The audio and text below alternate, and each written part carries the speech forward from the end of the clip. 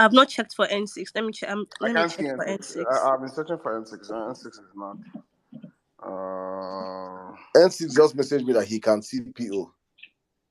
He's here. I can see PO too. His PO is right here. But I don't know. Like, I've sent him a request. I've sent him the mic. I don't know what the problem is. He's on the space. So that means like they don't spoof your own network too. Where you did. So now.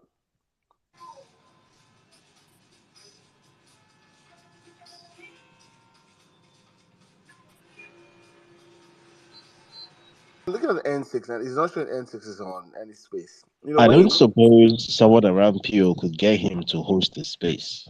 Could they? That also works. Mm-hmm. Yeah, Yes. that could work. That could work. You can text him too.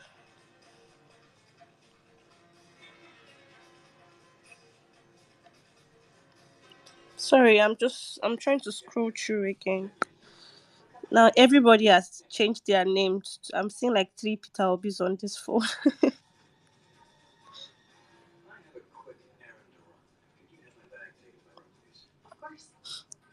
I can't see N6. N6 is not here.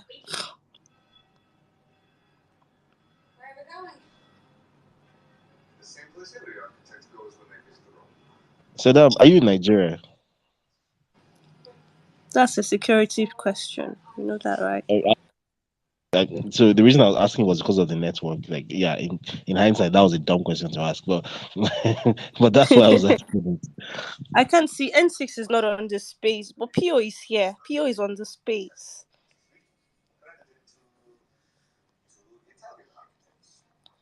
I think the best we can do is let him host the space. I don't know. I agree. Possibly is from his end. It's his Twitter. He can host, or I've told him that option also. I told him to host the space. If he can host the space, but he's saying let him see if he can. If it's not possible, is there anyone next to him that has a Twitter account? Yeah. Yes. Can you see any requests now apart from one request? Yeah, it's just one request, one Keaton. Let me see. No. Just one request, right? It's just one request. There's only one request on the space right now. Yes, it's only Keaton. Keaton. N6, if you can hear us, nobody can see on this space. So N6 say he can see PO. So okay, I've sent him a speaker invite now. Let him accept it. You're sent to PO? Yes. Let him accept it. I've sent PO a speaker invite. Someone is trying to make sure that your fiance is an architect and not someone who's who can I call that's going to be close to him? Let me call Michael Jude.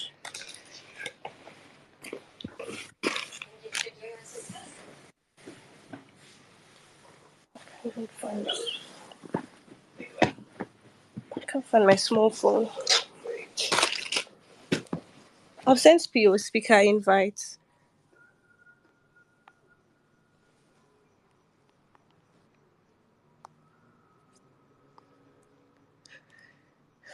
I don't know. This is frustrating, bro. I've sent him a speaker invite. This is the 3rd time I'm sending him. I can see him here. I'm sending him speaker invite. Let me see. I can see Joe Obedient just requested the mic, so probably let me see if Joe Obedient has the solution to this.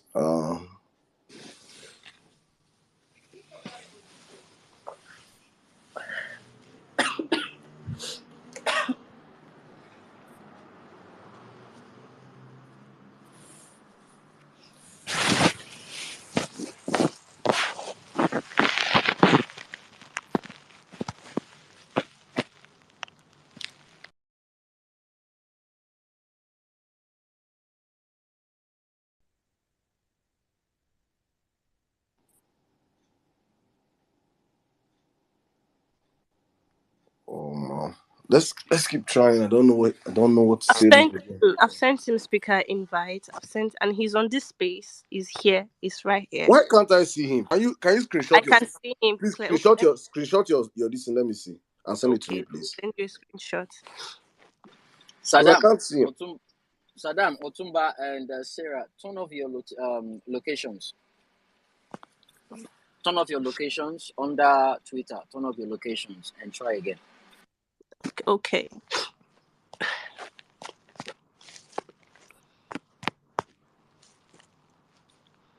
My location is off. So it's up. He's not referring to your GPS location. He's referring to the location in your Twitter settings. Yeah, it's on Never. Okay, good. Yeah. And if someone else can, I'm not sure if there's someone with PO, he needs to turn off his location, because the only way they can figure wherever he is out to affect his network or app will be knowing his location. So if his location is up, or if he has a VPN, he can easily connect. I totally believe this is what is going on right now. But if someone can just help him with that, just to eliminate that fact out. I mean, people are saying he keeps coming off and coming on. I'm but just right getting... now he's even Clearly, his connection is being attacked. This is very obvious to me, and we've seen this happen. Saddam, sorry guys. Let's try this. Sarah, you can see him. Please start a space. Just start a blank space, and he should join that space. Let's see if it's a Saddam thing. okay. Yes, please. I want to take a screenshot. Then David, you can also do the same thing. If David, I don't know if you can see him. If anybody that can see him can start a space. Any of us that can see him can start a space and invite him. Let's see. Then please, he should try and update his Twitter app. I know this happens when Twitter has a new update. Check for an update. Pretty sure he has automatic updates on. So he needs to go out, then go to his DMs, then from the speaker invite, click on that speaker invite and join again. I think that's the best option. Go out of the space, because he's currently on the space. He needs to go out, then check his DMs for the speaker invite, and then you click on that speaker invite and join the space again.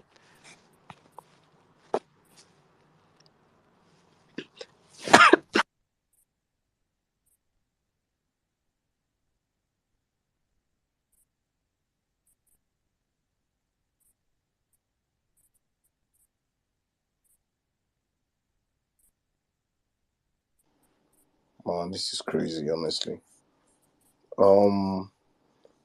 Jimmy, are you there now? Yep, I'm here. I think you give us a music break. Let us while we wait for our chairman. Of course. 1 minute. Let me get a playlist real quick. This place go hold today. Not play then they play. No, N6 is also not here. I still can't find him.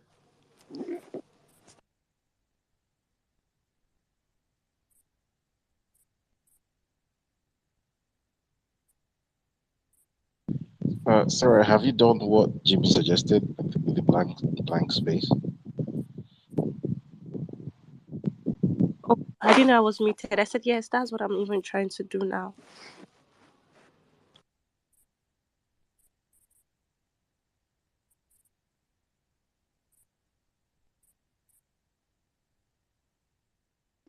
Sarah, I guess your block list is preventing some people from getting on the space, Sarah. So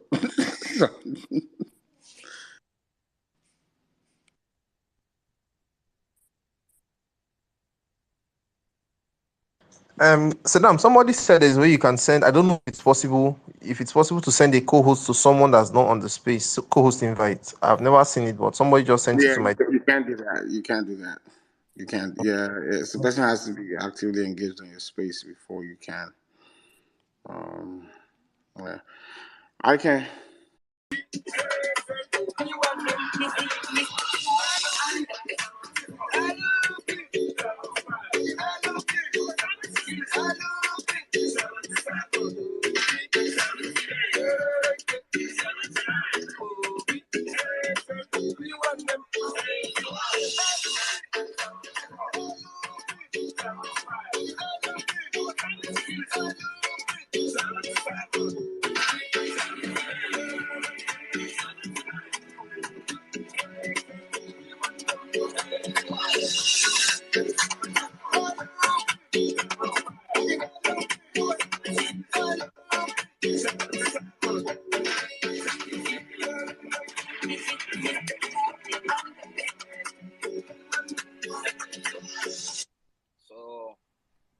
That's the normal song. Now our whole remix with this one.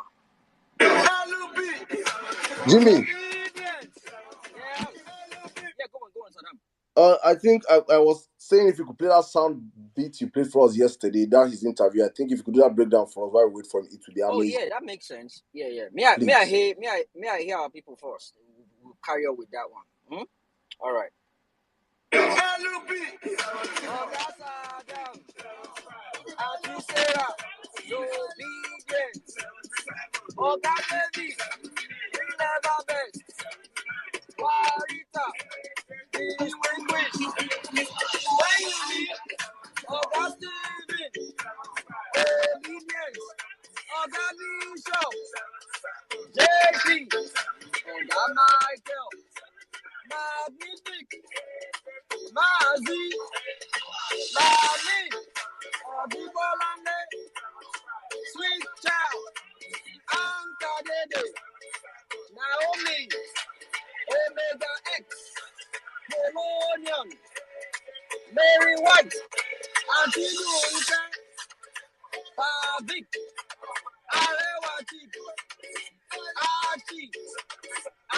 Yes, hi guys.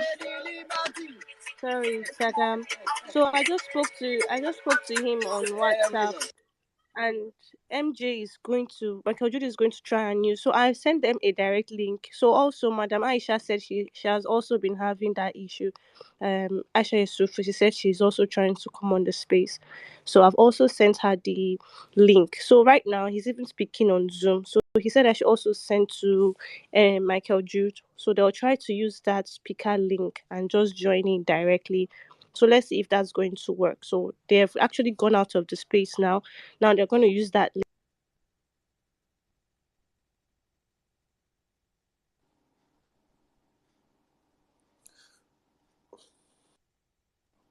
Sir, are you there? Okay. Jimmy, continue, please.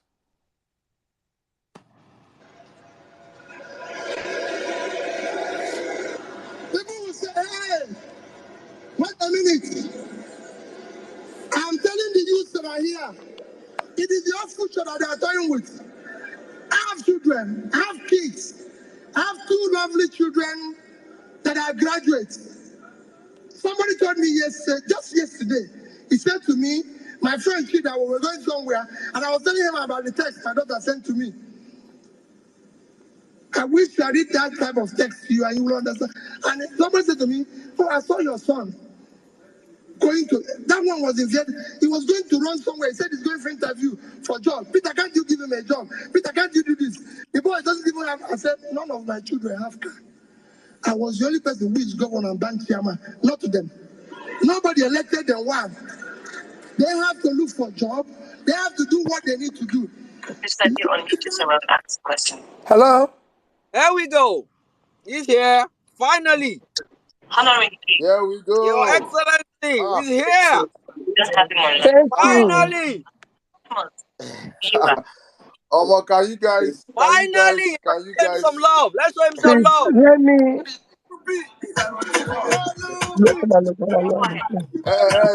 Jimmy, wait.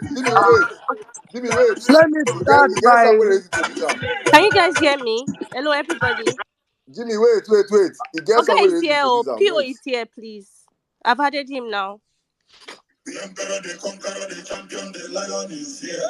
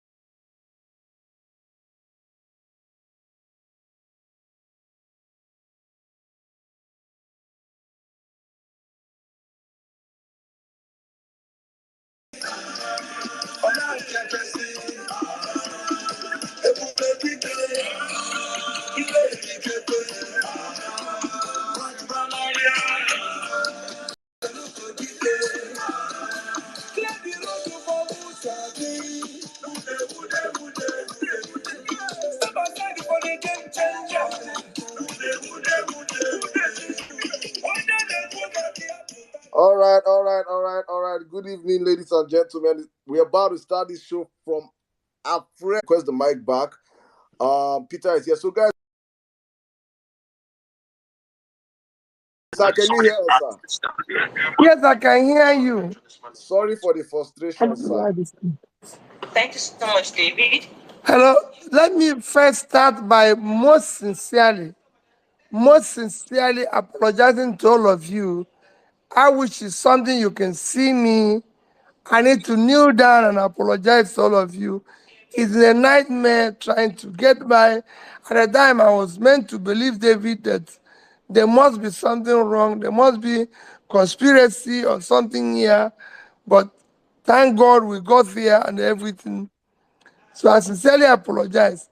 Mine for us is just to have what I can call a sort of a family meeting to be able to reassure everybody that we remain on course in this journey. That is going to be a difficult, tedious, painful journey, but that we must all remain on course. It is not going to be easy, but this is what we've committed to. We're all committed that we must change the situation of our country. We all regret being part of this situation, very shameful situation we found ourselves today. And in order to change it, we must remain on course. We must remain strong. I know how painful, how depressed most of you are. But if you check what we've been able to achieve in just a year, imagine what will happen if we remain on course for a few years.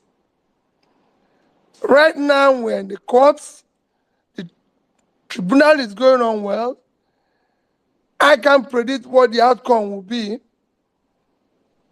but I'm very optimistic the outcome will be okay, because even the judges themselves are on trial. I just plead that all of us remain peaceful, law-abiding, making sure that whatever we do, whatever we say, stays within the rule of law, what is allowed within the law. I assure you, in the end, the God that is seeing the pain and suffering of Nigerians will see us through.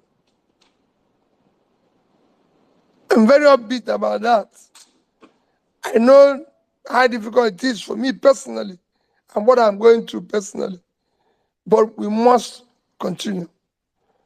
I know most of you have questions on this. Please, if there's anything you want me to clarify, please feel free. Thank you very much, sir. Thank you. It's a pleasure having you here on the platform. I must say that for the past couple of weeks, obedience, your supporters that have carried this whole your message behind your back, that have done a whole lot of hard work for you, for the movement for a new Nigeria, have been feeling let down by the system. The system has really it has crushed a whole lot of us, and we have found we're at that point whereby we have been looking for a voice to listen to you, to hear you speak, and I think you came at the very right time. So people are here, they want to ask you questions, and we want to make sure that everybody can talk to you, Nigerians can talk, your people can talk to you, they can ask you questions as much as possible. But we cannot open the floor to everyone. So, guys, if you're listening to us on the platform right now, you're welcome to the Power Facts space with Peter Obi. Please, if you have a questions for him, just go straight to the comment section. Use the hashtag Peter will be on Parallel Facts. You have to use the hashtag, and we'll be reading your questions for those that we cannot bring up here. But we're going to try our best to bring up as many people as possible. And if you're up here, please keep your questions as short as possible. We are not going to allow any question beyond a minute so that we can take as many as possible. You all know how much people want to speak to him, how much people want to interact with him. We're going to give all our people a chance to speak and talk to the man today. So thank you, sir. It's a pleasure sharing this platform with you. David, my brother, thank you. N6, I cannot see you. Please request the mic. I don't know what to do anymore. I've done my best to try and bring you up here. So I'm gonna yield the mic right now to David. David, if you have a question for our guy, you can start. If not, I think we can start allowing people come up here to ask him questions. I'll let him interact with the people. If not, David, I will yield the mic to you right now. Thank you.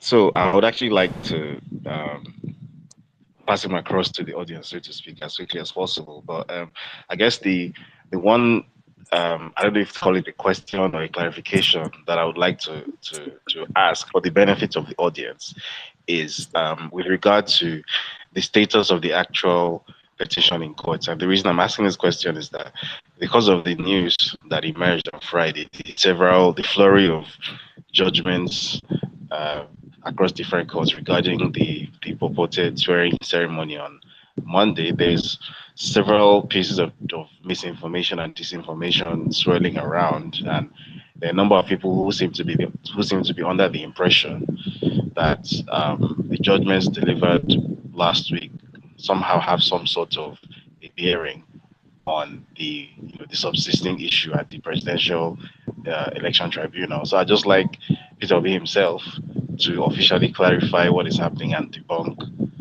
some of these narratives, so that we can sort of sing from the same crib sheets going forward. Well, while we cannot say, I'm not, I won't say what is up, the actual position of what will be the outcome of our case filed in the tribunal. But remember that we have several issues which we're asking the tribunal to be able to deal with. Number one, David, being the issue of the constitutional interpretation of the 25% of FCT. It is a constitutional issue, and that is a critical one. The others being some other issue of what we're dealing with INEC, being able to show the infractions in the process. That is, as we start going on with the trial, which will commence on Tuesday, people will see what our case is hinged on. I would say what the decision of the court will be, because ours is to present our case, decision is theirs. And I believe that they're two on trial. It is not going to be easy, but all I'll say is that we're committed to it and we're going to be there. It's going to take a while, maybe within the next 1 or 2 months. The problem people have is that all of us believe that after inauguration, it will be impossible to get justice. But I always keep reminding people that I went through it for 3 years and somebody was in office. Eventually, I got justice. I went through it in course of my life. I've had to upturn and come back with 3 governors. I did it when I won election in 2003 and stayed for 3 years. When I was impeached, somebody else took over as the governor. Again, I was able to overturn my impeachment, which the court said was wrongly impeached, and came back, and they conducted the election, and I went for tenure interpretation. Eventually, I was again able to come back from that situation. So for me, really, it is a case where all we need is, let's go through it, believing in the rule of law, that the law will prevail, that will get justice. If in the end is otherwise, all I can assure you is that not at any time will I, in this process or in this journey, either compromise or be part of what is wrong? For me, the process is everything. The process through which people get everywhere, it must be far more fundamental than what they do thereafter. So I'm committed to it, and I believe that all of us can stay in it. Thank you very much, sir. All right, thank you. I think I would like to follow up because many people come and they reach out to me and they say, Saddam P.O. always say he has gotten justice before in the courts, but the courts then and the courts now are not the same. You know that there are different and that the courts that, and I'm like, probably when you come on this platform, you can explain to the people to understand why, if you had faith in the court then, when many people did not have faith in the court, and many people do not have faith now also in the court, why you still... Well, people think I only went to court when I was in politics. No, I've actually gone to court as a private citizen. I sued federal government of Nigeria when they banned used vehicle in Nigeria. I sued federal government of Nigeria because then I was a private citizen. And I sued them and I said, nobody who can afford new vehicle buys a used one. You cannot stop people from buying what they can afford. I sued the system. It was police when they banned Molu in Lagos. It was on the same condition. I said, listen, you can't just see somebody who can afford Molu. Everybody wants an air-conditioned vehicle. So unless we challenge that, we cannot say, as they have faith in judiciary. And if they fail, they are part of this system we're trying to change. Nobody's going to be free if anything goes wrong. Anarchy consumes everybody.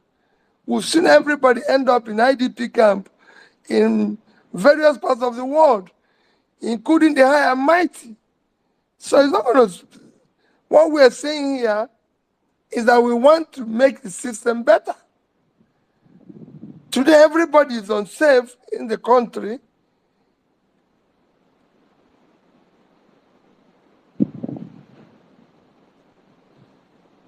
Are we struggling to have you, sir? Yes, I'm here. So for me, let's go through it. The judiciary might seem to have changed, but I still believe in it. Thank you, sir. Thank you. All right. And before I go on, please, I just want to make a passionate plea. Please, if you're on the comments, if you can see my co-host N6, David, please help me check if you can see N6, please. It will be a pleasure to bring up N6 here. If you can see N6 if you're on the space and you can see N6, please let me know. Just hit me up on the comment section so I can bring you up to bring him up here. All right. I think let's open up the space for Nigerians to interact with our presidential candidate. Guys, please retweet the space. Let people know that Peter Obi is live on the Parallel Facts right now, and we can use the hashtag Peter Obi on Parallel Facts to ask questions, because that is the only way we can read questions. We have close to 3,000 comments on the comment section, and I cannot read all those questions. So it is important that we get you guys using the hashtag. Please, guys. Thank you. All right, let's take the first speaker for the day. If you're up here also and want to ask a question, please, your hands should be up. So we can take a queue. If not, we have to drop and bring other people up. Thank you. All right, Madam Mary White, you have the space, please. Okay, Jimmy, sorry, please. Let's take a lady, then I'll come to you, please. Thank you. Okay. Thank you, bro. All right, Mary White, you have the space, please, in a minute. Thank you. Okay, good evening, sir. It's good to talk to you today. My question is, sir, your energy level, your worker level is next to none. So my question to you, what I mean is that today you're in London. The same day, it's likely you'll be in Nasarawa, and the other day you are in another state, and you still maintain this high energy. And as a young person, to me, I'll be honest to you, I'm kind of envious. So for me is, what is your secret? And before you can answer the question, I have a bigger fan here in the name of my mom who just wants to say hi for a few seconds. Hello, good afternoon, Your Excellency, Mr. Good Peter. afternoon, Mom. I am a concerned Nigerian and I am Thank you. 100% obedient. Thank you, We, Mom. we, the people, are solidly behind you. Thank you, And we Mom. pray that God will help us reclaim our mandate. Well, Mom, we're committed to it. And I'm sure God that is seeing the pain and the suffering of people in Yes. this state will help us to stop this criminality that our nation Victory is is going through ours. today. Victory And is I'm ours. sure it will happen. Yes, and I say victory is ours. Nigeria is Thank you, our Mom. country. Nigeria is our country, and Nigeria must survive. It Long must. live the obedience. Long live the Thank obedience. you. Long Thank live you, you, Mom. Mr. President, my Thank president. you. Thank Long you. live the Federal Republic of Nigeria. Thank you. Thank you so much. Thank you, sir. My sister, I don't have any other energy that's better than you have. All I do is that we must be able to fight this, and I can tell you, it is the energy in you, the obedience that are committed in what we're doing.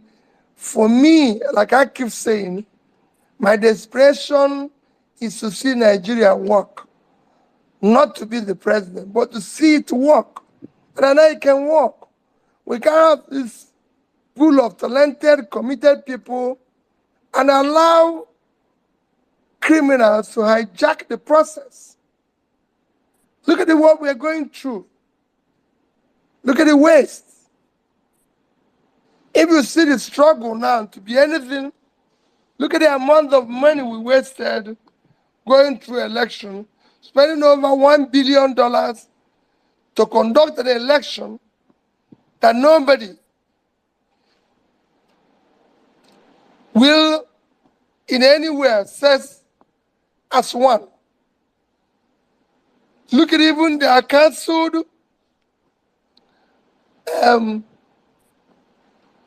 so-called census. We haven't even started. We spend a fortune before we can. So we can't go on like this, where people have taken the only thing that thrives in this country today is criminality, and they can't continue. So I'm pleading for all of us to stay on course. It's you that is giving me the energy, your support, your belief in this movement that is giving me the energy. Thank you very much, sir. Okay, Jimmy can come in now with your question. Right. Good day, Your Excellency. I don't really have any question. I just want to say one or two things. I just want to express my sincere gratitude and to let you know, right, that we, the obedient, we are right behind you. Total support. Mm? But Thank you. this is the warning I actually want to pass to you, sir. Please eat well. Mm? Morning, afternoon, and night. Don't break anyone. Don't say you want to fast.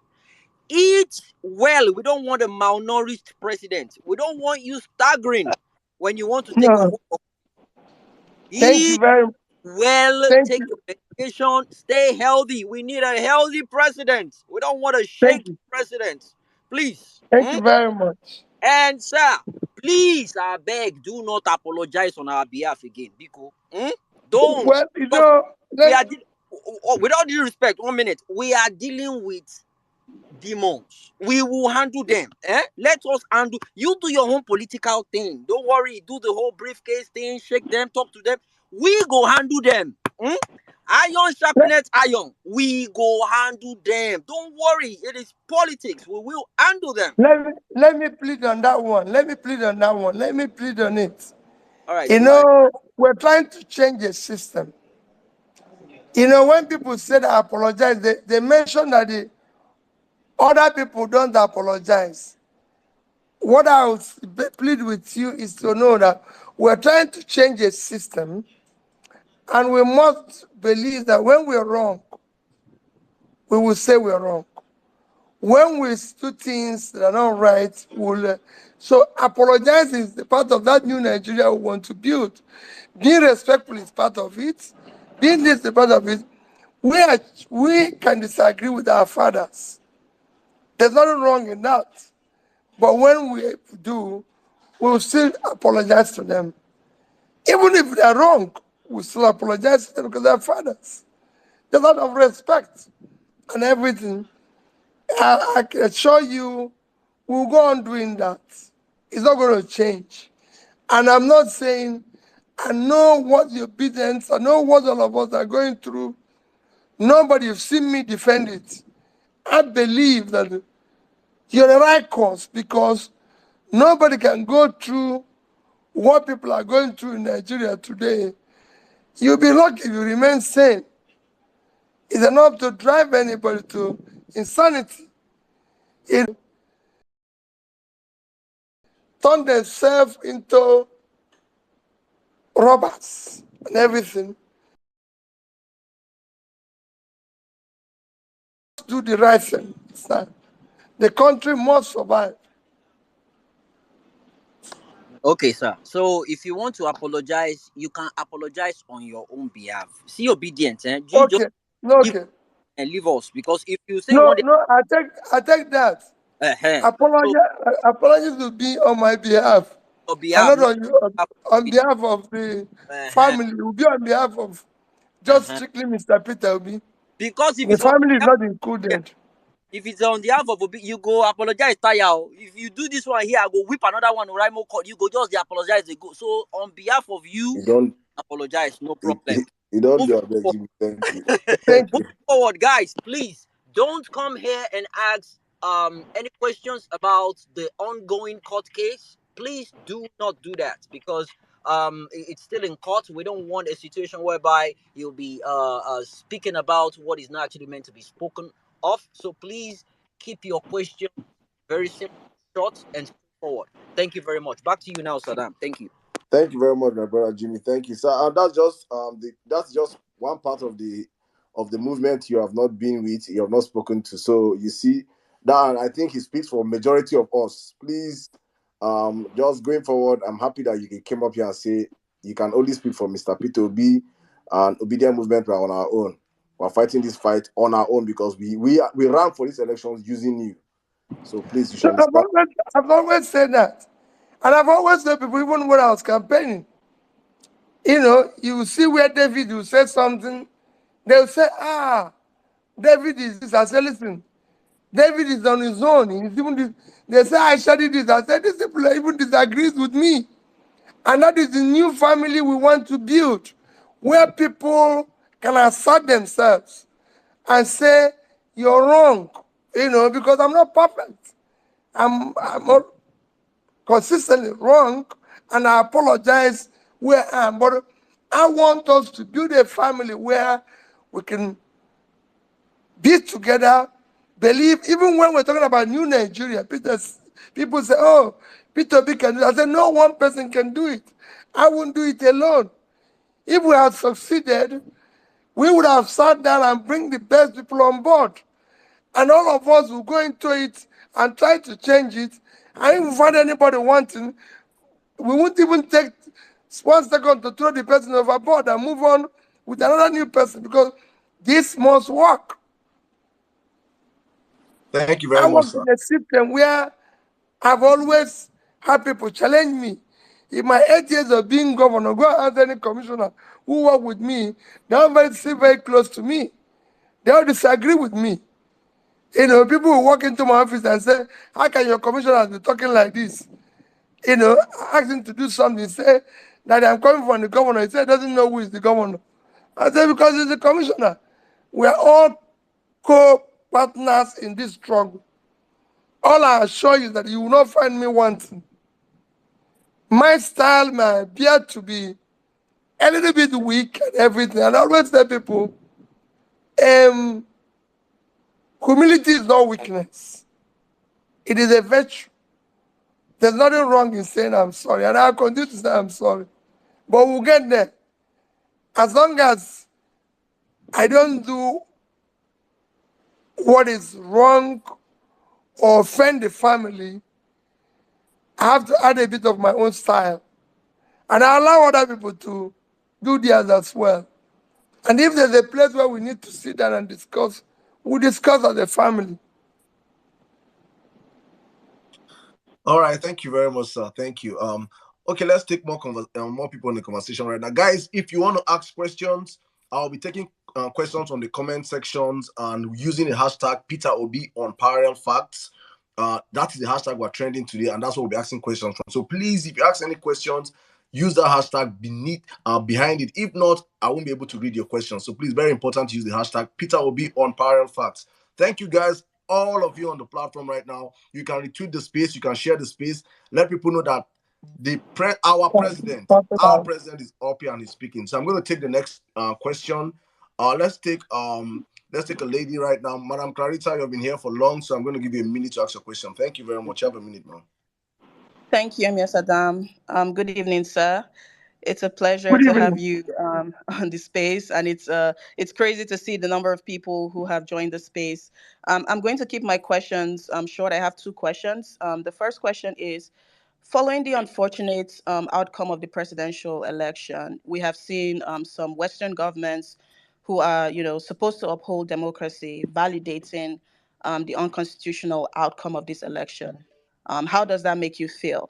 And my second question is, your decision to run under the Labour Party, inspired a lot of young people to take the bold step into politics, myself included. I contested for the House of Reps seat for Oguja Yala federal constituency, and it was my first time, contesting for any electoral office. Yeah, but it was a very unpleasant experience, to watch the very flawed electoral process, especially as a young woman. It was very demoralizing, and I just wanted to ask if you have any words of advice, because I believe I My speak sister, for, yes, a lot of don't young be people. demoralized. Don't be demoralized. Once we finish this court section, I'm going to start moving around and touring where I'll have opportunity to meet people like you. This year, everything went into a rush. Don't be demoralized. Change is a very difficult thing because we're trying to bring a change. Remember, when you try to bring a change, you have for enemy all those who live off the old order. Even those you're trying to better their life, because they're not sure whether you will succeed, are on the fence. So bringing a change is a very difficult thing. I've been in this process. I contested the election in Anambra State after I had 3 years of campaign, spending a fortune of my own resources. I was in court for 3 years. I used to come to court even alone. Nobody is going to be there with you. And then, of course, 6 months into it, I was impeached for doing the right thing. For doing the right thing. If I give you number one item where I was impeached, was because my own office as governor, the budget to refurbish it, approved budget, from my predecessor was 292 million naira, and I spent only 43 million renovating it, and the house, because they were to benefit from it, said I didn't go through the due process. And that was my number one reason for being impeached. Number two item, and that's where I was same thing. They had a budget of 481 million naira, 86 million naira to refurbish, to rebuild and refurbish the governor's lodge, which is my own lodge, where I'm supposed to live. I did everything with 81 million naira. And on these two items, I was impeached for doing the wrong thing. When I presented my case in the court, everybody was. So, if you're going through this, it is a difficult, painful thing. But it's not going to be easy. It's going to be difficult. Look at what is happening today, where people stay 4 years in office, and leave office saying they will build a house for them in the capital, build a house for them in Abuja, build a house for them in their village. So if I'm governor of Anambra State, they'll build a house for me in Oka, build it in my village, build it for me in Abuja, and pay me where they change my cars every 2 years or every 3 years. So when I said to people that Anambra State have not bought me a bottle of Coke since I left, people are saying, you're crazy, you're useless, you're this. At times, even your family members are questioning, what are you doing? Are you the only human being? So it is difficult. But remember, we believe that we must change this because we're on the right course. Otherwise, we'll consume everybody. So please do not be deterred, do not be demoralized. I know you've spent your time, your energy, your resources.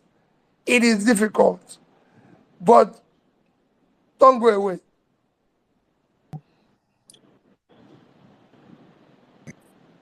All right, thank you very much, sir. I think I'm having a glitch trying to unmute my mic. So let's go on. Mr. Benjamin, you have the space, please, in a minute, please. Guys, and let's keep our questions just one, please. We have plenty of people that want to ask questions, so let's just drop one question, frame your mind for just a question and ask a question, and we can keep the conversation rolling. Thank you, Mr. Benjamin. You have the minute, please. Thank you. Thank you, host. Your Excellency, my President-elect, Mr. Peter Obi, this is Benjamin Mayor Emedan. I want to say thank you for the opportunity to be part of this great program today. I don't have any question for you, sir. If I'm asking you questions as if I don't know what is going on in the obedient movement, I just want to come here and give you the accolade that you deserve. Do not forget, 1 year and a day, making it today, the day you left PDP, and we all followed you to Labour Party. And since that 1 year, you have given birth to children, you are giving birth to people in politics, which we normally refer to as new breed. And we hope in the nearest future, this will be part of the change, the agent of change that you have created. And I just want you to know is that the journey that you are embarking on, you are not on it alone. We all started all this together. We are with you till the end. Do not be afraid. Do not be afraid. Anything, anyhow, we did. You didn't send letter to us to come and ask us to join you. We joined your movement voluntarily because we know that is the only way we can save this country. So anybody telling us we can't do it, we can do it. We believe in you. We have thrown you up and down. We set you. There is no single of corruption traced back to you while you were in government, even as a private citizen. This is one of the most important things that we need in a politician that will become a president of a country. That's the reason why most of us who also have that part, who have that mind to say this is what we can do and beat hand on our chest, that's the reason why we are supporting you, sir. Like I said, I have no question. Be rest assured, take your medication, eat your food, you are healthy.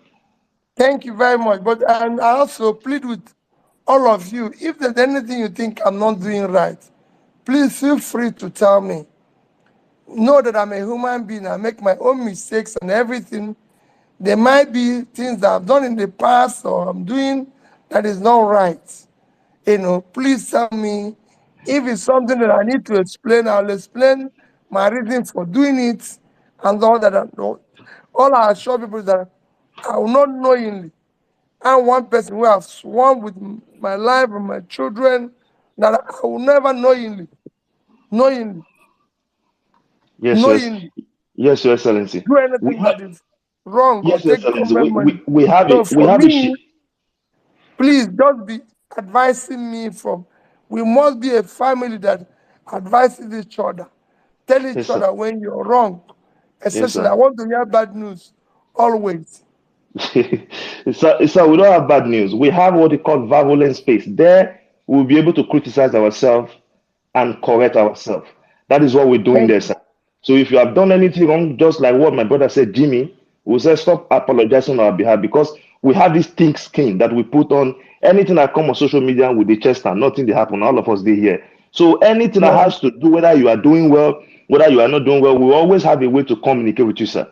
The people on Thank you. that violent space will not they say because say his preferential will give me a preferential treatment. We are looking for a way to repair Nigerian.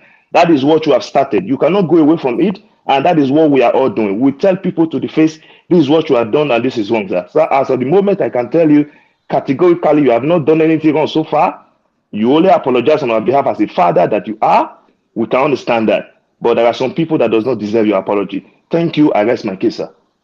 Thank you. Saddam, real quick before you go ahead, sir, let me use this opportunity to let you know about Parallel Facts. It was born out of this movement. It is a platform that you can use it as a reference to good and factual news, the real news, because now we have different kinds of media being controlled by the NBC. They tell them to do this, to do not to do this, to say this and not to say that. And Parallel Facts is just going to be giving us the news the way it is. For example, if they say Tinubu peace for body, oh, now so it be. It won't be like, oh, the president had a water spilled on me. No, he peace for body, now so it go be. So, sir, watch out for Parallel Facts. You can follow it.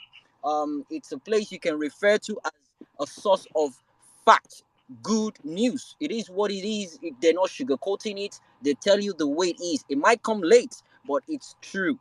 Thank you so much. Back to you now, Saddam. Thank you very much. Thank you. I've been God have mercy. Thank you, sir, for joining us. I think let me just introduce my co-host, one of us that is here. N6 to bring him up here has been another tax on itself. As in to bring you up here, N6 is more difficult than bringing P2B. I don't understand whether you're also running for presidency or you ran for presidency, but you're here right now.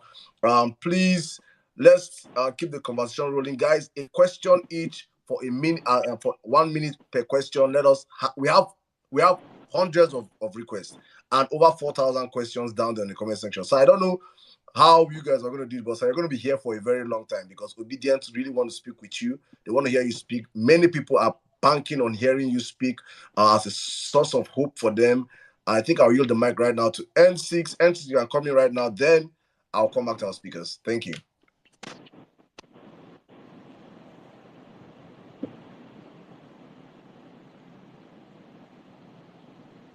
N6, are you there?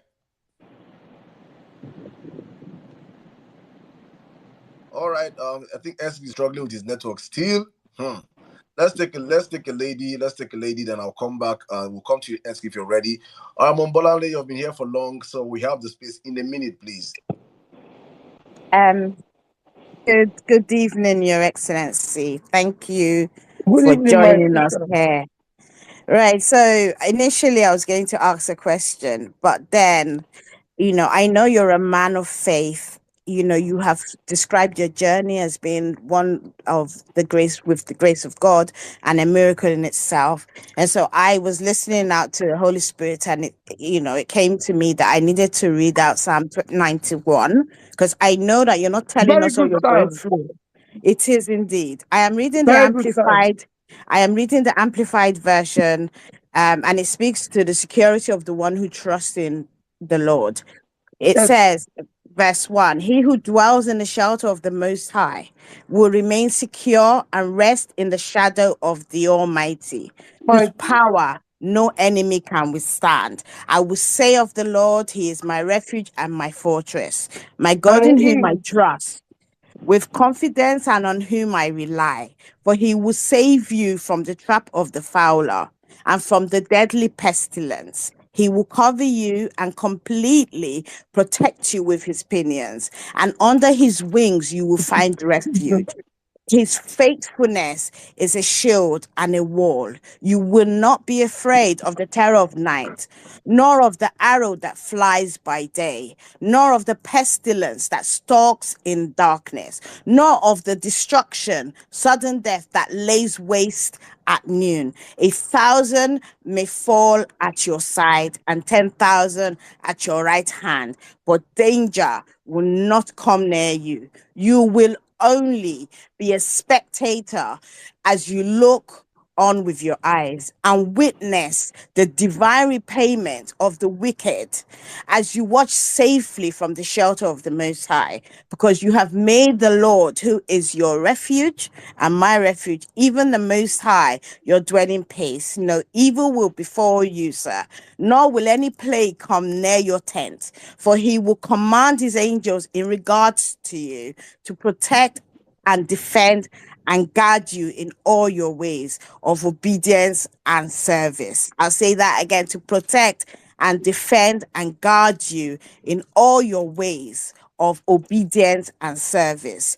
They will lift you up in their hands so that you do Opposite not of what? even strike your foot against a stone. You will tread upon the lion and the cobra, the young lion and the serpent. You will trample on the foot, because he has set his love on you. Therefore, he will save you. I will set him securely on high, because he knows my name. He will set you securely on high, sir, because he knows your name. He confidently trusts and relies on God, knowing you will never abandon him, no ever. You will call upon God and he will answer you. You will be with him in trouble. He will be with you in trouble. He will rescue you and honor you. With a long life will he satisfy you, and he will let you see his salvation. Amen. Thank you, sir. That was all I wanted to share. Thank you, my sister. Thank you.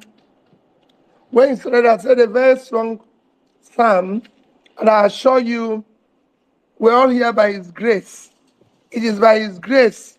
That's why I said that those who abuse power are abusing grace of God.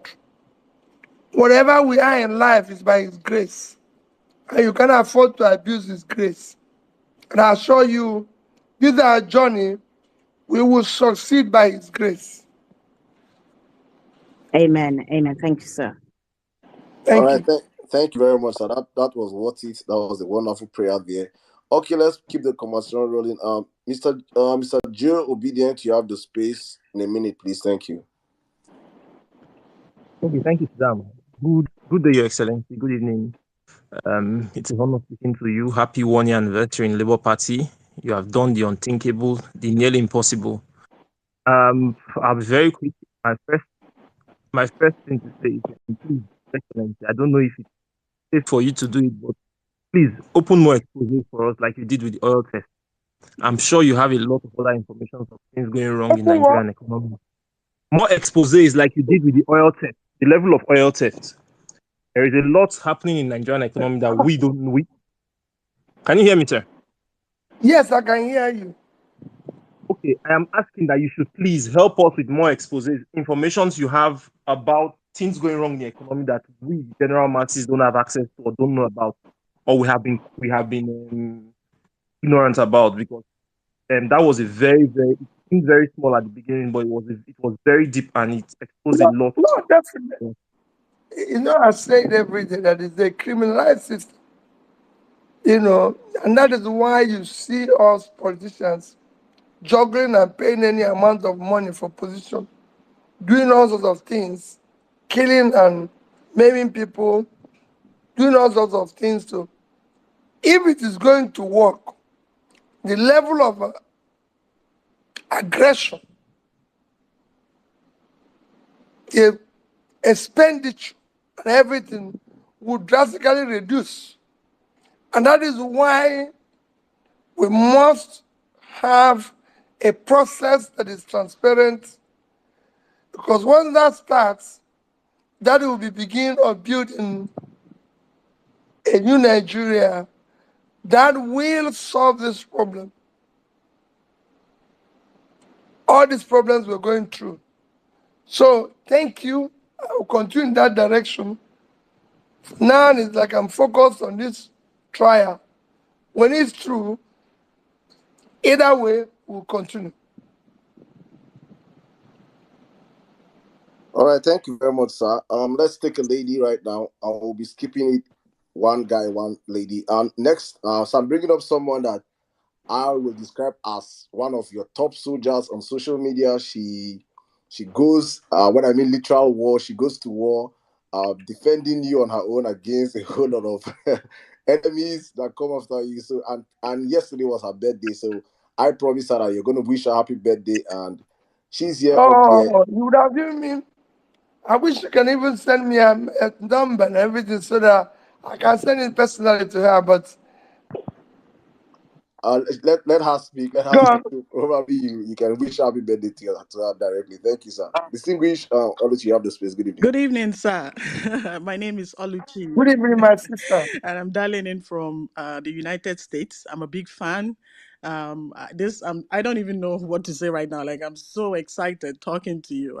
I've been telling everyone on the timeline, like, I'm definitely gonna pass out if I say hello to you.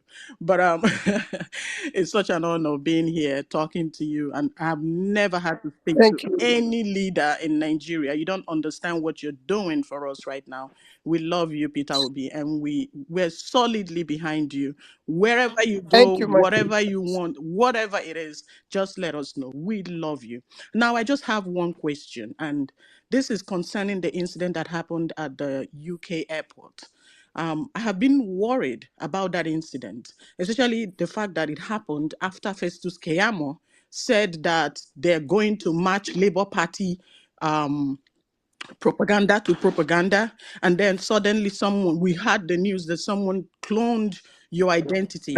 So my question is, how are you handling that incident, and how would you prevent that from happening? Is the UK government cooperating with you to make sure that this does not repeat? Is there someone in custody? Is there any form of case going on? I'm just so curious about this, sir.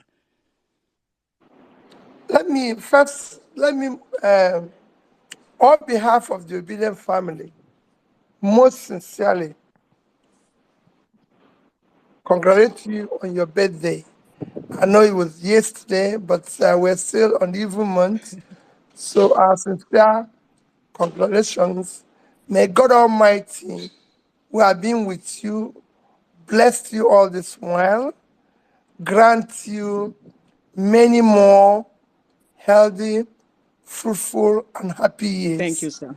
And continue to bless you always. Thank you, sir. It means a lot to me. Thank you. So for what happens, my sister was very surprising to me. I've been to the UK this year at least 4 times. When I went to Chatham House, when I was invited by the UK government, when I went to America, because before the elections, I was invited at the State House and facing. So I always passed through the UK. So it was a surprising thing to me to appear before. I've lived there, of course, for years. Still own a property there because that's where I lived before I became governor.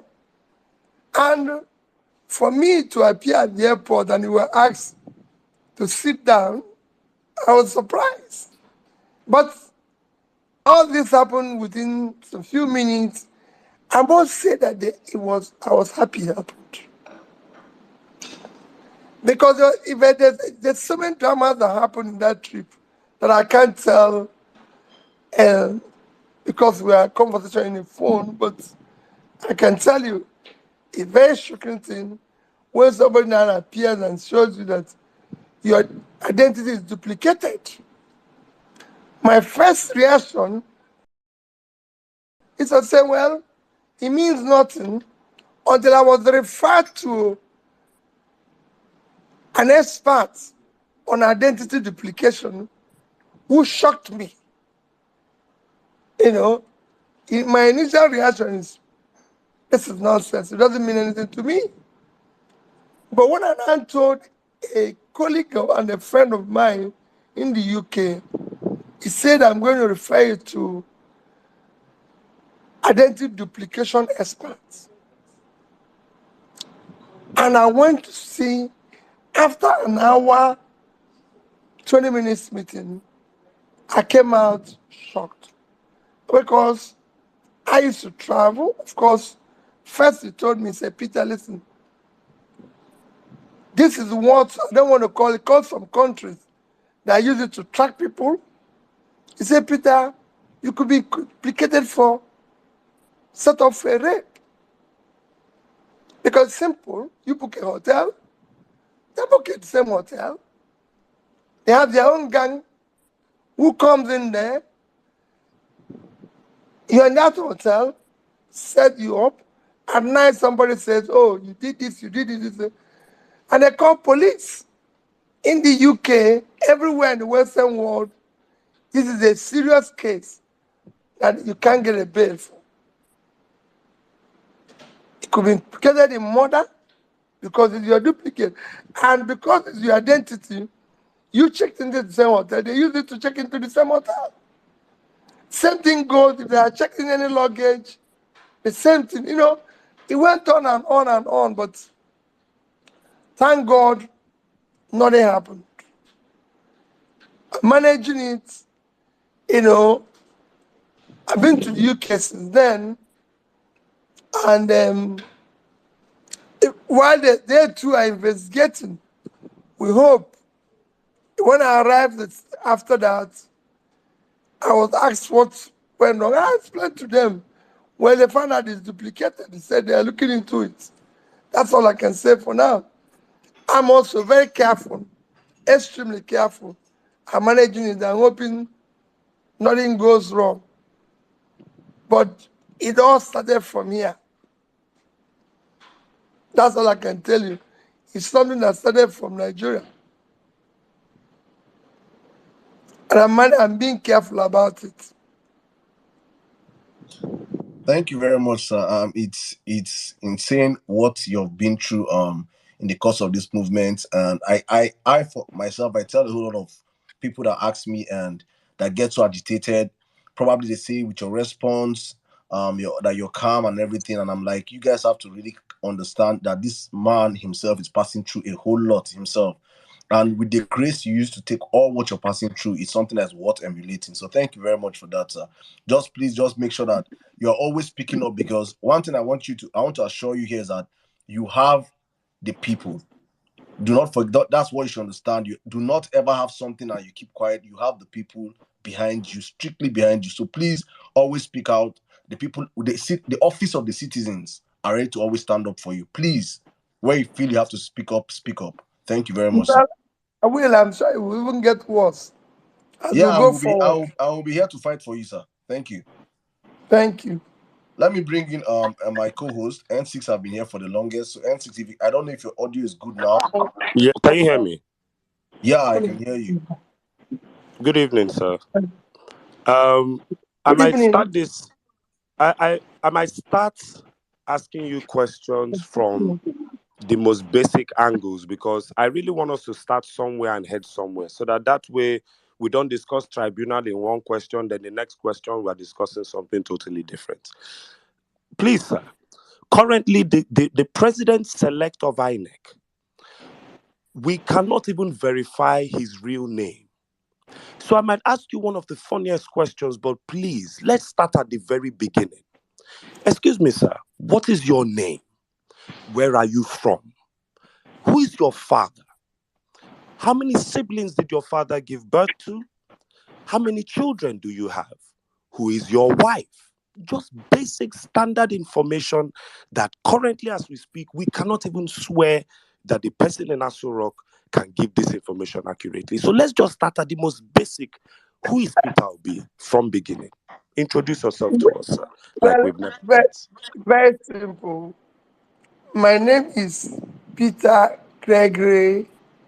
I have a what I can call a local name, which I deliberately, people will always ask me, why, even my own children, Dad, why did you leave this off?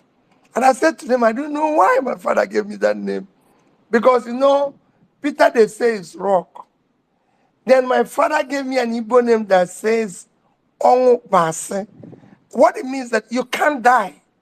So I said, what a combination. So let me remove this, because I must die one day. Why should you say you can't die? So that's another aside, but it's there. But that is Peter Gregory Obi. I was born in July 19th, 1961. So I was born after the independence. I always And we say can go and that verify for the, this. but of course, God bless you, of sir. course, Continue. if there's any mistake, it's from my mother, In which not hospital? from me. In which Eh? hospital? The I was hospital. born in Waterside Hospital in Onitsha. Everybody knows Waterside Hospital in Onitsha, where I was born. And I started my primary school in Holy Trinity Primary School, went to Santa Maria in Onitsha, and then went to St. Augustine. I was in 3 primary schools. The reason being that I had an auntie who was teaching, and my auntie is fond of me. So wherever she's transferred, she wants to go with me. And of course, I was born in a family of 10. My mother had 10 children, 10 of us. So we're quite a number. My parents lived in Onitsha. If you live in a town called Onitsha, everybody knows the supermarket they call Aldil So Supermarket. 75 New Market Road. That's my father's business, the oldest supermarket I'll call it store in Onitsha, where my father used to trade in the 60s. Everybody knows him. That building is still there. It's where they have 75 New Market Road. They have now Mr. Biggs there because, of course, he's in years. Of course, my mother is the baker and the trader. So I went to these primary schools that I mentioned. I went to Christ the King College. Anybody who went to CKC in Onitsha knows me very well because I passed where I was deputy discipline prefect before I left school, played for the junior football, at least in 1 or 2 matches. So I'm well known in the CKC. From there, I went to University of Nigeria, Nsukka, from 1980 to 84. There's nobody who passed through Nsukka who will tell you he doesn't know. I'm not saying that, I'm not claiming that everybody knows me, but most people know me because everybody knows where I was as a student, University of Nigeria, Nsukka. Since then, so if you go there, they will tell you where. In fact, the current Vice Chancellor is my mate. We came in the same time, left the same time. The current DVC, the 2 deputy Vice Chancellors are all my mates. We came in the same year and left the same year. If you ask any of them, they will tell you, we are all the same family. Since then, I've been to other institutions for training, maybe a few months and everything, some of which I'm an alumnus of, like Cambridge, Oxford. I'm a Kellogg scholar because I've done about 4 or 5 programs in Kellogg Graduate School. So when you do more than 3 seminars, you become a scholar. So I'm a Kellogg scholar. I've been to other ones which are not ones like Harvard, Columbia. I'm a London School of Economics. I'm an alumnus of IMD in Switzerland, Institute of Management Development in Switzerland. I've been to INSEAD in France. So these are institutions, and they're all recorded. If you go there, if you say, has this man passed? If you look at my CV, you see what the training or seminar went there. It's recorded. You can go and verify them, all that. And of course, basically, I'm a trader. Started my trading life in Onitsha. And if you come to Onitsha, I still live in Onitsha. I'm speaking from you from Onitsha. Everybody knows. It's the only place I can live in Nigeria. It's the only place I own a house that is my own. Bought land, built it in my own and live there and everything. And that's where I'm speaking to you from now. If you come to Onitsha, I tell people you're looking for P2P, they will tell you. Started my business, went into the corporate world where I sat in different companies as director. At a particular time, I was the youngest direct chairman of a bank in Nigeria. And I think it's still the same case. I was chairman of a bank at 38, 39, Fidelity Bank. At that time, I was also a director in 2 other banks, Guardian Express Bank. I was a director in about 8 companies, out of which about 6 of them are quoted. I've been the chairman of Security and Exchange Commission. And of course, I was governor of Anambra State for 8 years, where I can tell anybody, while I was governor, my commitment was on issue that has to do with development of a society, education, health, and pulling people out of poverty per capita. In education, you can go and verify, Anambra was #1. In health, you can go and verify. In pulling people out of poverty, you can go and ask Mr. Bakol or Samsudin, that was Minister of Finance then, ask them, who is #1 in fighting poverty while we were there. Overall, we won the MDG, Millennium Development Goal, as the best performing state in Federal Republic of Nigeria. That started in the year 2000 and ended in year 2015. I became governor in 2006, was impeached, came back in 2007. We started in 2008, but by the time it was concluded in 2015, Anambra was #1. I was even chosen by federal government of Nigeria and the United Nations office in Nigeria to speak at the UN gathering to say our experience. I left in 2014, and I've always said consistently, the day I left office, I did not owe salary to anybody, pension, gratuity, all that were being owed before I came into office, gratuity and pension, especially at local government level, totaling over 35 billion were cleared. I did not owe one contractor, one supplier, and this you can go and verify. And I had in 3 banks, Fidelity Bank, we had 12 billion naira left, $50 million. Access Bank of Nigeria, 12 billion naira, $50 million. Diamond Bank of Nigeria, Diamond Bank, $50 million, 12 billion naira. The 3 MDs are still living, the banks are still there, and I can show you the statements and everything. And since I left, there's no severance, no pension, nothing to me as a governor. I have never earned Anambra have never bought me a bottle of Coke. This is my 10th year of living office.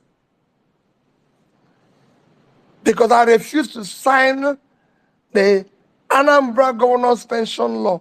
Because I think it is wrong that somebody will stay 4 years, 8 years, and be paid 200 times what people who have spent their lifetime of 35 years cannot earn in their lifetime. Even when you've had the best, as governor, you're managing the resources of the state. So if you want to steal, you can steal. As all those monies I'm saying are left, could have actually have been, I could have stolen all of them, and even borrow more. Could have taken it away. Nobody asked me. I remember my late senior sister, Dora Akunyel, will always ask me, Peter, why are you putting money in dollar? I said, well, listen, I'm just hedging. Now what I did is that I divided the money into three, one in Naira, then one I'm using to buy shares, the other I'm keeping in foreign currency, just in case. They said, so why are you doing that? I said, well, listen, Auntie, every system saves. That is what I was brought up and taught in everywhere I've been. You must save for tomorrow. Because this money we are sharing and eating is not only for this generation, it's meant for also for future generation.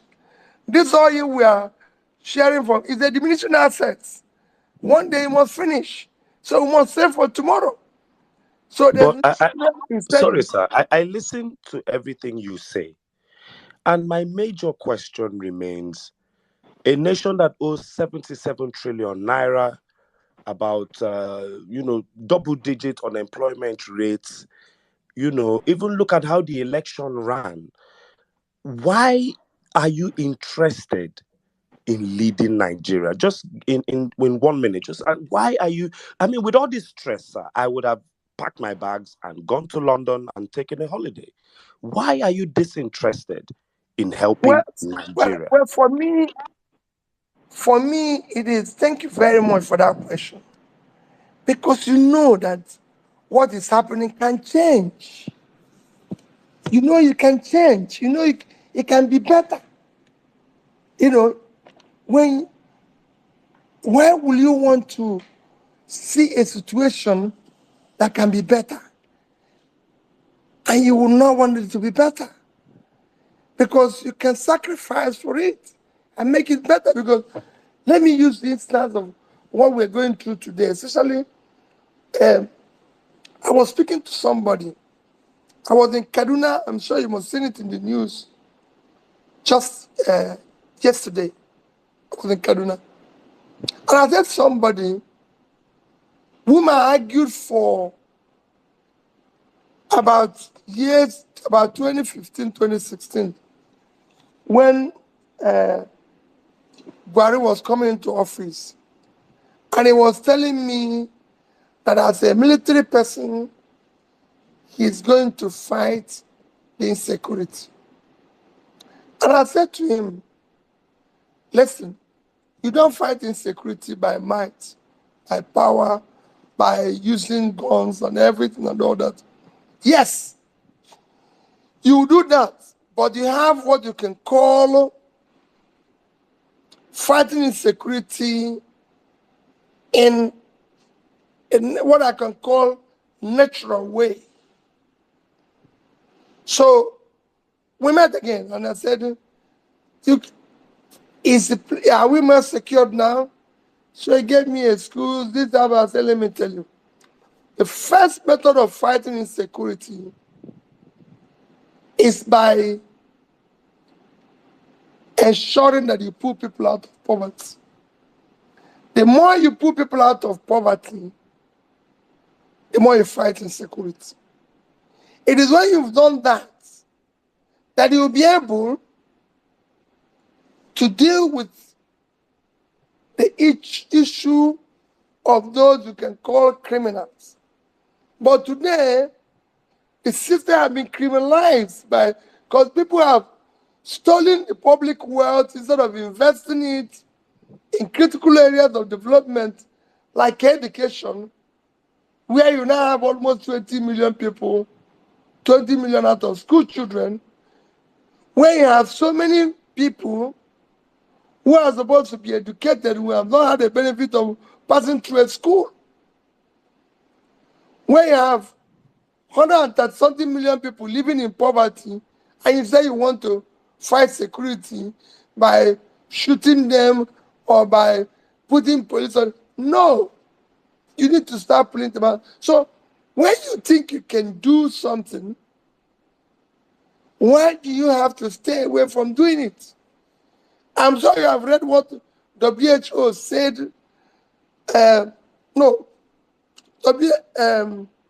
yes, World Food Organization, WFO said about Nigeria that there will be hunger in Nigeria this year. And even went to say that the state where we're going to have the highest hunger is going to be Borno State, Yobe, and Adamawa. And like I keep telling people, how can we have a state like Yobe that is 70.9 thousand square kilometers of land? Yobe, 45.5, and Adamawa 36 point something. These three states alone, just three of them combined, is over 150,000 square kilometers of land. That is 3 times the size of Israel. Sorry, over 7 times. That's over 7 times the size of Israel. It's over 7 times. Israel at 22.1, so 7 times should be about that size. Yet Israel can feed themselves, export some agricultural goods, though they import some because they want some variety. But these states can't feed themselves. They had been declared a hunger zone. What is the vast land doing?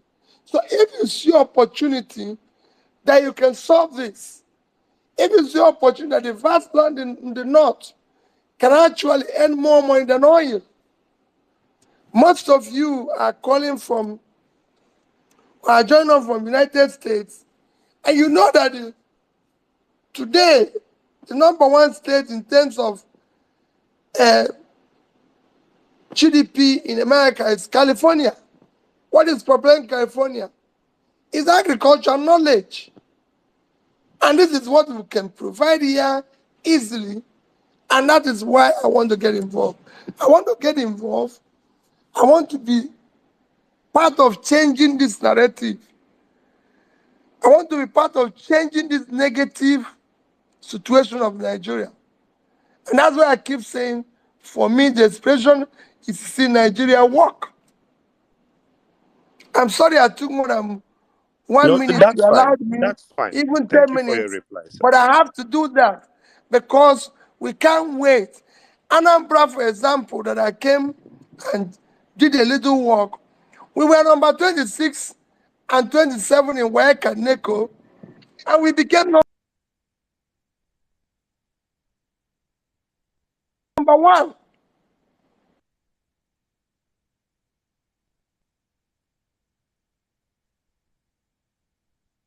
Is it just me? No, not just you. I think it's just a network fluctuation or probably a call. We'll give him about a few minutes. So he can change it. And I know with people like you, we can change it. Thank you very much, sir. There's a question I want to go into that it's perplexing a lot of Nigerians.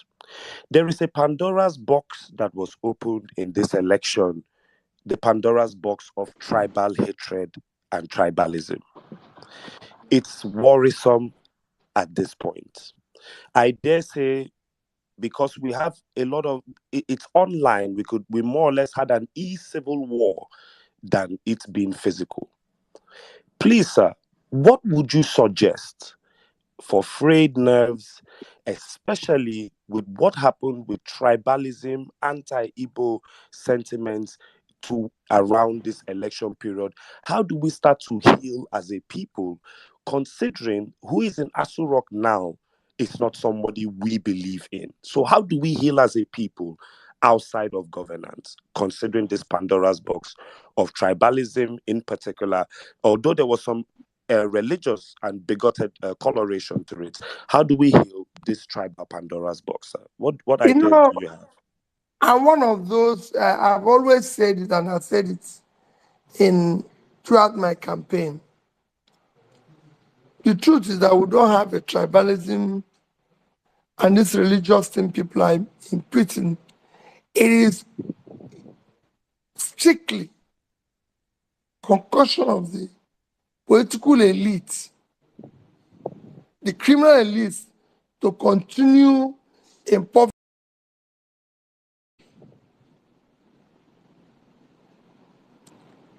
I've challenged anybody to show me where Muslims buy bread cheaper.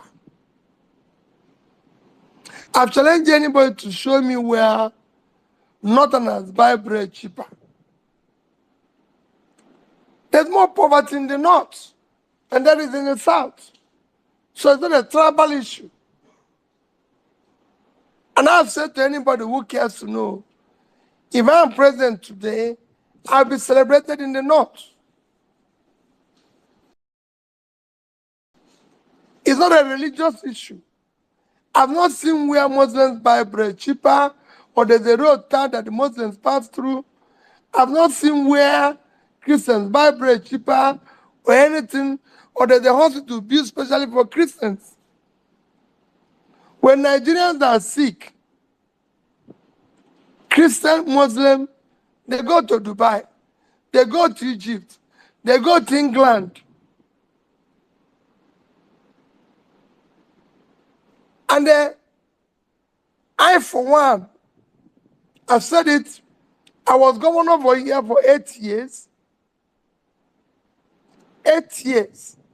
My ADC is from Kanu, and he remains the best policeman I've ever met in my life. We're close today and everything. I'm not somebody who usually, I'm not somebody who goes to hospital very often. But once in the UK, I was told that I need to go through a minor procedure. The procedure was conducted by Dr. Ayo, who is from Ondo. We remain friends till today. Whenever I'm in the UK, and Ayo will discuss about Nigeria, about everything. I have a lot of Yoruba friends, very close, whom I talk with every day. We do business together and everything. I've done businesses in Lagos. I've done businesses in the North. I used to have office in Kanu, Meduguri, and Kaduna.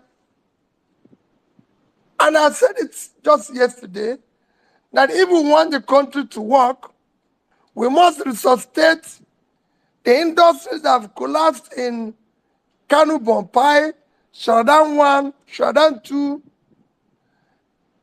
Kaduna today. Bangladesh exports more clothing, which is just textile, than we get from oil. What are we doing from Kaduna? All the textile industries have collapsed. At the time, they're doing everything. So these are things that are not going to be a tribal issue. We have so many shoemakers in Aba and everything. Vietnam exports if almost about or more than we earn from oil in footwear. So why are we wasting everybody's time by not doing the right things? I'm talking about tribalism and everything. We're borrowing money, throwing it away. Nobody can account for borrowed money. Today, they will tell you this is swallowed by a snake. So the next day, it's cat who took some. And what type of country is that? We want to see every other country in the world is borrowing money. America today owns more than 100% of its GDP as debts. Japan is owing 200 and something %. But you can see what they use it for. In our own case, nobody can tell you what is happening. It's becoming a total joke. So that's what you see people who are elected living a life of stars, living a life of affluence, when those who elected them are dying. That's not what we're asking for. We're not asking for more than that. Thank Let's you just very do much, things that are Excellency. proper. That's it. Thank you very much, Excellency. For my next question, I'm going to bring up Nigerian women. But please listen to my argument. When the current administration of Muhammadu Buhari was coming into power, they promised Nigerian women 40% of appointments on record. When they came into power, they only picked about 6 or 7 women as ministers. One of those women, Kemi Adeosun, had an issue with her certification. She was taken away from the position, and she wasn't replaced till much later on with a woman. That administration has bordered at about below 10 women in government in ministerial positions. But when you see this obedient movement, Nigerian women, sir, came out with their chest to support you. If you could tell Nigerian women, the first thing, encourage them and thank them for supporting you this election, and make them promises when you become president, whenever all of this is sorted out, what would you say to the Nigerian women who believed in you from working and then moving forward with you at the helm of affairs? You know, I've talked about women issue a lot, and my own thing is okay. Let me join you and saying very big thank you to the Nigerian women, my very dear mothers, sisters. I can tell you, in Nigeria, from my own experience, women are more productive, more honest, more trustworthy than the men. I was chairman of a bank. I succeeded because I had a treasurer, a risk officer. Was fantastic because they're less corrupt. As governor, my chief of staff, commissioner for finance, head of service, commissioner for education, all the areas where I did well, I can tell you are women. I believe in them.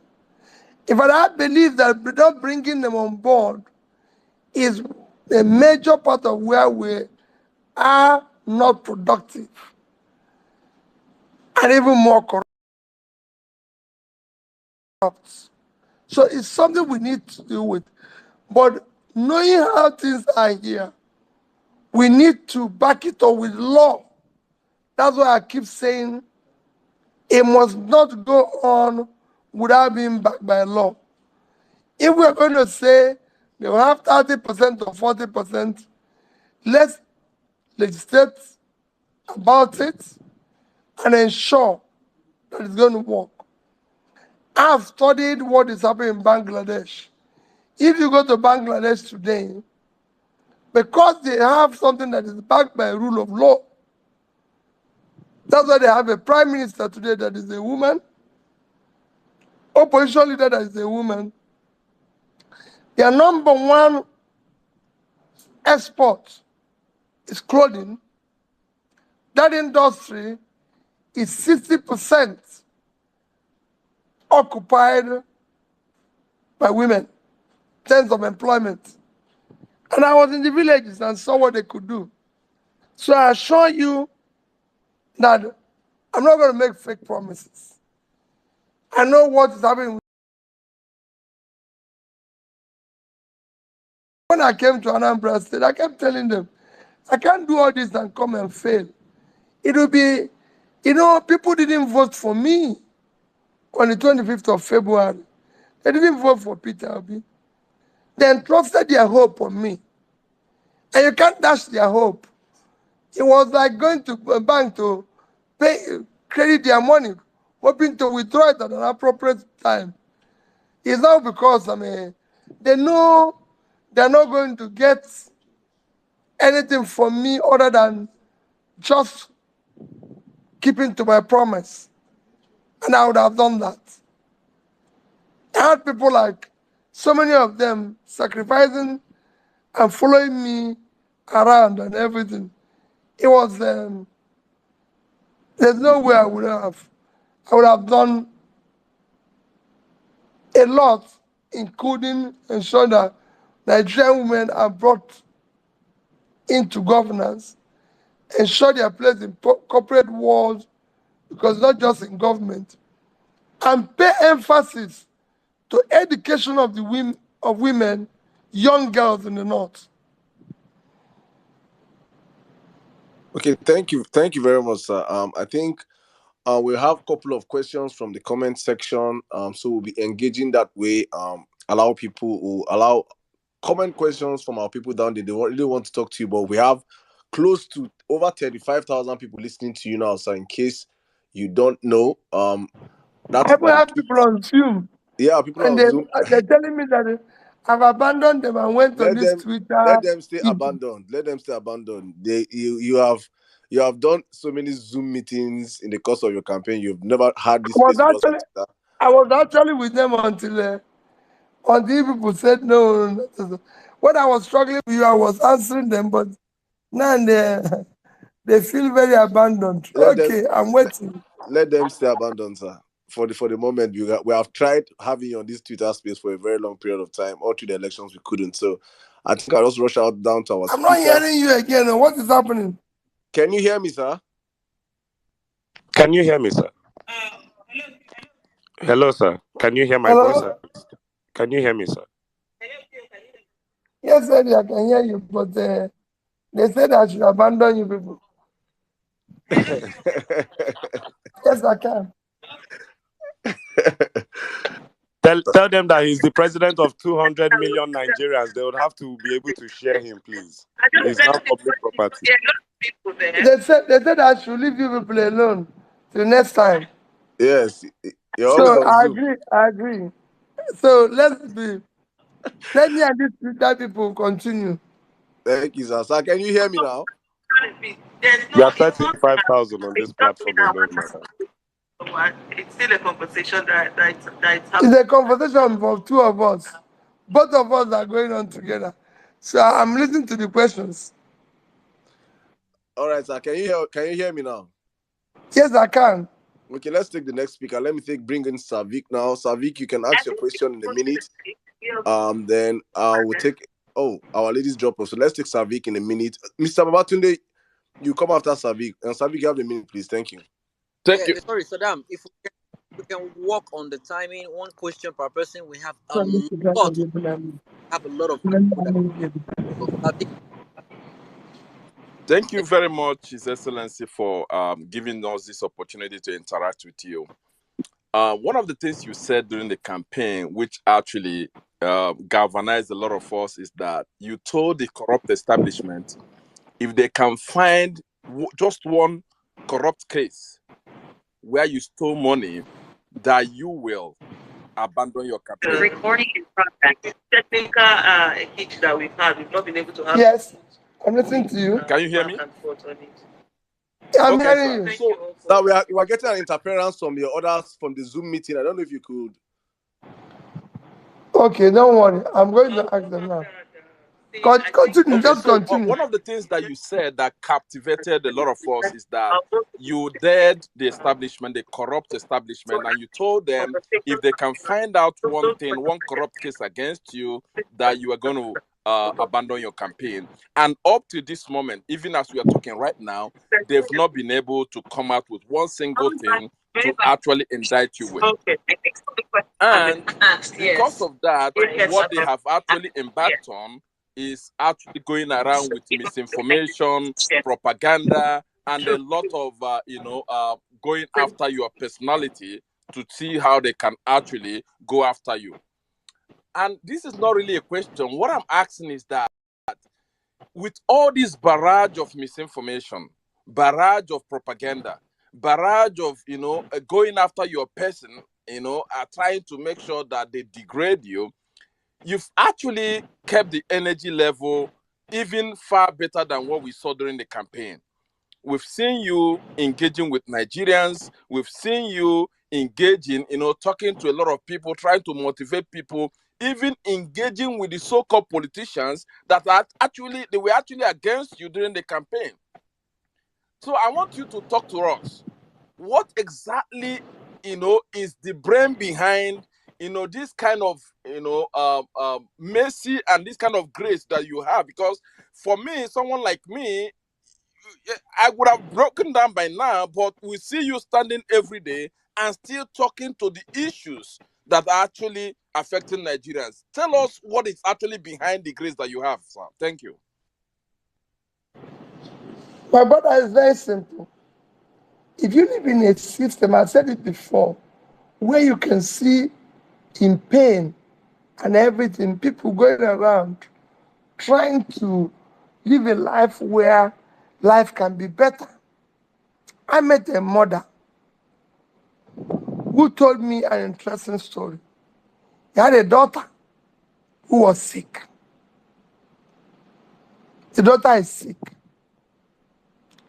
She's not working. The daughter is in hospital. They had the daughter 17,000 naira. He cannot afford 17,000 naira. So she's prepared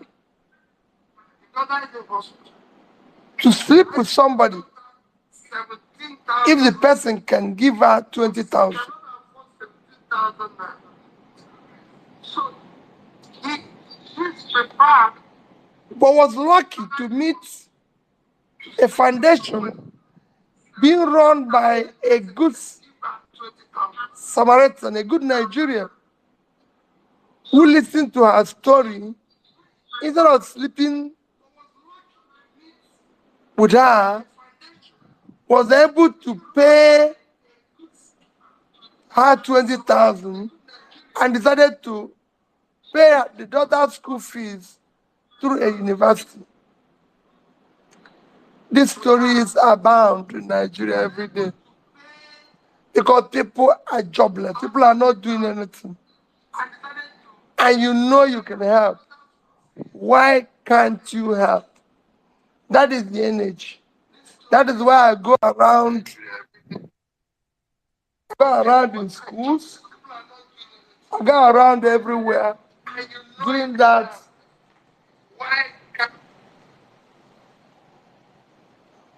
That's why I go around doing that and going everywhere. So, my dear, it's a difficult thing, but it's something you can't do without. Can you hear me? Yes, sir. Go on. All right. So the challenge, this poverty you're seeing in Nigeria can be reversed. This underdevelopment you're seeing in Nigeria can be reversed. It's something I've experimented in a private sector, in a public sector as a governor. If you know what Anambra used to be before my predecessor came on board, followed by me, until today, it is far worse. I know we have one or two challenges now, which I know the new governor is grappling with and trying to deal with head on in terms of insecurity.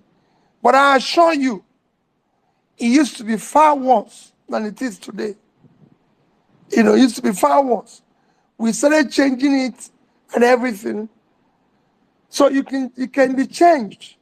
There's a time young boys don't go to school here any longer. All the schools were girls. The schools were dilapidated. The schools were not anything to.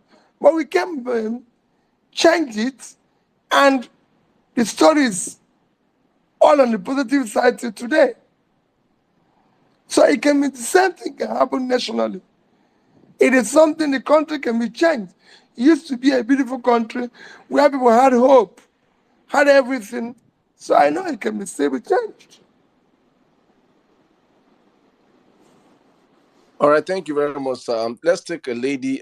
We have had guys speaking and asking you questions, so we'll take a lady right now. Uyemi, I think Uyemi is someone you know already, but Uyemi, let me allow you come in the next 1 minute. Thank you.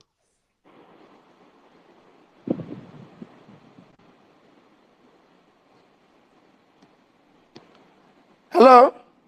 Is she there? Uyemi, are you there? Let me ask her. Hello, sir. I want to ask one question again. There is something that these elections exposed to Nigerians. Can you hear me, sir? Can you hear me, Excellence? I can hear you. There is something this election exposed to us as Nigerians. It exposed the amount of illiterate people that are in this country. I don't mean the amount of people that went to school. I don't mean the amount of people that are quote-unquote educated. I mean the amount of illiterate people in this country. One of my biggest fears is these people seem to have been given the realms of power. We've seen what happened in the last administration when you put square pegs in circular holes. If there is any governor in this country that can beat his chest and say, I took education in my state from 26 or lower 20s, almost 30 to number one, it is you. Please, sir, what do you have planned for education in Nigeria? From bottom all the way up, possibly to adult education, because I even feel some of our adults are not yet lost. There is problem with cognitive dissonance. There is problem with drawing parallels, especially when explaining issues. Some people have a problem with being given facts and figures right in front of them, and they cannot assimilate this intelligently. What are your plans for education in Nigeria on all levels and for all facets of Nigeria, sir? Okay, let me help you. Let me tell you first. You must understand that there's the only three things that differentiates developed and underdeveloped nations. It is not too many things. It's just about three major issues. Number one is education. It's been proved that more a society is educated, the better the development. Because all the foundations which you talk that develop the society, science is about education, technology, all this is about education. Whatever, when you talk about STEM, science, technology, engineering, mathematics, it's all about education. If you're going to construct big and better buildings, it's about education. If you're going to talk about infrastructure, it's about education. So the foundation of development is education. The other one is health. You must talk about people's health. When people are healthy, it contributes to their productivity. It makes them contribute more. And you talk about pulling people out of poverty, which is per capita. So education is critical. The only reason why Asian countries did better than African countries is that they invested in education. There's not in China, Vietnam, all these countries did that. The level of education is better. And that can be seen, very simple. If you go and compare all these countries with Nigeria, say in the 80s and 90s, they all have the same level of human development. The foundation, number one, education, number two, education, number three, education. Unless people are educated, so if you're talking about infrastructure, the number one infrastructure you need to develop a society is human infrastructure, because that's what will make them develop the rights, character, values, attitude, and everything. Somebody talked about the issue of empowering those, or what you mentioned earlier about seeing the literacy in Nigeria. What you see what's happened in Nigeria is a case of where, very sorry, I'll use very often, and people don't understand what they're using. It's a case of where lunatics took over the asylum. So those who are not supposed to be role models, who are not supposed to be part of society, have become role models. So it's easier for me to now move around. And it's like that in every part of Nigeria, not just in one place. You know?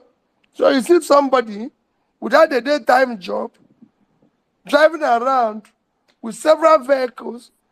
It is the only place where you elect somebody like me, is a governor, suddenly moves from not owning a house to owning several houses, owning several cars, even possibly flying around in private jets and everything, and I've been celebrated because the system has been criminalized, and you must ensure that you reverse that situation. Either society will develop. Because what did he do? Such which is around corruption, kills entrepreneurship, he kills professionalism, he kills hard work. And that's what we are faced today. And it's like the election now becomes, government, because it's now a criminal enterprise, becomes a place for gangsters. And you know when gangsters do anything, once they capture it, so it is about state capture for personal benefit. So the gangsters capture it, they don't care. And everybody is jumping to it. You know, you become the odd man out. That's why I said to the obedience, let's peacefully, in organized manner, going through the law, remaining law-abiding, be able to deal with this situation by just quietly, respectfully, be able to start changing it. And the only way you can do that is to start telling people by changing their perception and conception of life. We need to work on their mind. We need to work on what they think is the values, work on their character, work on their behaviors, and say, this is wrong, this is right, this is wrong, this is right. We're not going to change it by force. We're not going to change it by quarreling. We're not going to change because this is their, if I will go that way, we're actually going to their own space.